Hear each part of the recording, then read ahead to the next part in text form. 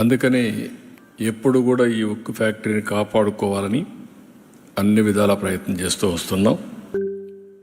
1996లో ఇదే మాదిరిగా industry sick అయింది. ఆ రోజు నేను ముఖ్యమంత్రిగా ప్రధానమంత్రి వాజ్పేయి గారితో మాట్లాడి 1650 కోట్ల రూపాయలు ఆ రోజు ఈక్విటీ ఇచ్చి మిగిలినంత లోన్ కూడా తీసుకుని ఎక్స్పాన్షన్ కానీ అదే మరి దాన్ని స్ట్రీమ్ లైన్ చేశాం. అక్కడి నుంచి అంటే ఎప్పుడు ఈ యొక్క స్టీల్ ప్లాంట్కి ఇబ్బంది వచ్చినా ఆదుకునింది ఎన్డీఏ ప్రభుత్వం. ఆ రోజు ఇక్కడుంది ముఖ్యంగా తెలుగుదేశం ప్రభుత్వం, ఇప్పుడు ఎన్డీఏ ప్రభుత్వం. మళ్ళీ ఇలాంటి అనేక సమయాల్లో ముందుకు వచ్చి ఇవన్నీ చేశాం. గడిచిన 5 సంవత్సరాల్లో పూర్తిగా నిర్లక్ష్యం చేశారు. దానివల్ల కూడా చాలా ఇబ్బంది వచ్చింది. ఎన్నికల సమయంలో హామీ ఇచ్చాం. అదే సమయంలో ఈ స్టీల్ ప్లాంట్ని కాపాడుతామని చాలా స్పష్టంగా చెప్పి నేను ముఖ్యమంత్రి అయిన వెంటనే దీని మీద శ్రద్ధ పెట్టాం. అనేక మీటింగ్లు పెట్టాం. ఆ రోజు మీటింగ్లో ఎంపీగా ఉండే భారత్ గారు కూడా అక్కడికి రావడం, అక్కడ ఆయన కూడా రిప్రజెంట్ చేయడం. అదే మరిగా మేము ఒక మీటింగ్ కాదు, సిరీస్ ఆఫ్ మీటింగ్స్ జరిగాయి.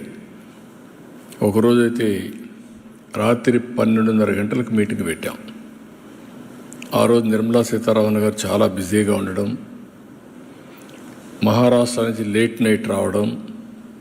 ఆ లేట్ నైట్ వస్తే కాదు మళ్ళీ నేను వెళ్ళాలి కాబట్టి ఆ రాత్రి అర్ధరాత్రి కూర్చొని సమీక్ష చేశాం. ఏదేమైనా ఒక పట్టుదలతో పనిచేశాం, చిత్తశుద్ధితో ముందుకు పోయాం. 7 నెలలు దీనికి చేసిన ప్రయత్నాలు ఈరోజు ఫలించాయి. ప్రధానమంత్రి గారు దీనిపైన సానుకూలంగా స్పందించారు. ఒక మాటలో చెప్పాలంటే ఇది అసాధ్యం అనుకున్నది సాధ్యం అయ్యే పరిస్థితికి వచ్చింది. ఇది విశాఖపట్నం ప్రజల అభీష్టం, కార్మికుల యొక్క శ్రమ. దీన్ని మళ్ళీ కాపాడుకోగలిగాం, మళ్ళీ ట్రాక్లో పెట్టగలిగాం. ఈరోజు 11,440 కోట్ల రూపాయలు ఈ ఇండస్ట్రీని రివైవ్ చేయడానికి ఇవ్వడం అనేది అరుదైన అనుభవం. ఈ విషయం ప్రతి ఒక్కరూ గుర్తుపెట్టుకోవాల్సిన అవసరం ఉంది. అదే సమయంలో నేను విశాఖపట్నంలో పనిచేసే కార్మికులకు అందరికీ విజ్ఞప్తి చేస్తున్నా, మనందరి బాధ్యత, మన మీద పెట్టుకున్న నమ్మకాన్ని మనం కాపాడుకోవాల్సిన బాధ్యత మన మీద ఉంది.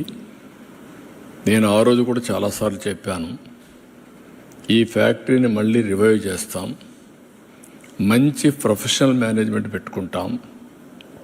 దీనికి కావలసిన వనరులన్నీ కూడా ఐరన్ ఓర్ అవన్నీ కూడా ఏ విధంగా సమీకరించాలో సమీకరించుకుంటాం.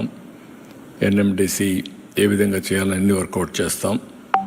వర్కౌట్ చేసి దీన్ని ఒక బలమైన సంస్థగా తయారు చేయడానికి ముందుకు పోతారు ఒక హామీ ఇచ్చాం.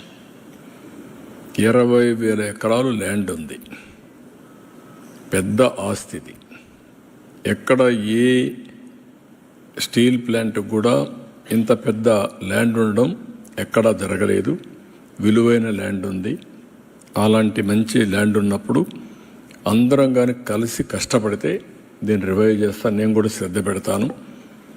దీన్ని రివైవ్ చేసి మళ్ళీ కేంద్రం చేసే నిర్ణయం కూడా సరైన నిర్ణయం అని వాళ్ళు కూడా ఆనందించే విధంగా మనం చేయాల్సిన అవసరం ఉంది.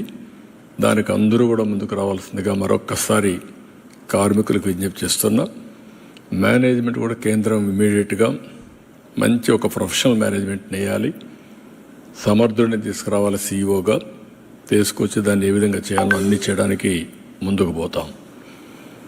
ఈరోజు మీరందరూ ఒకసారి చూస్తే 7 నెలలు అసాధ్యమైన పనులన్నీ కూడా చేసుకుంటూ వచ్చాం.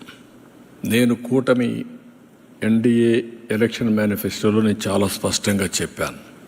ఏదైతే ఎలక్షన్ మేనిఫెస్టోలో చేసిన పనులన్నీ కూడా చెప్పిన అన్నీ కూడా ఒకటి చేసుకుంటూ వచ్చాం. అమరావతి, ఏకైక రాజధాని అని చెప్పాం.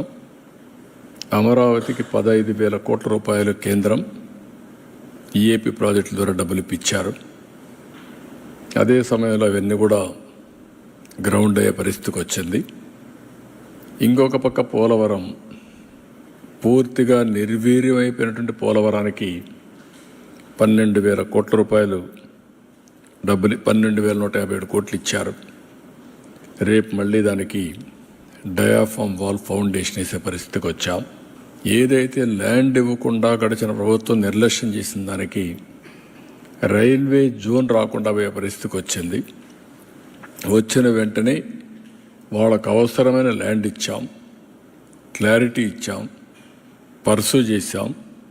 రైల్వే జోన్కు కూడా మొన్నే ప్రధానమంత్రి గారు ఫౌండేషన్ వేసే పరిస్థితి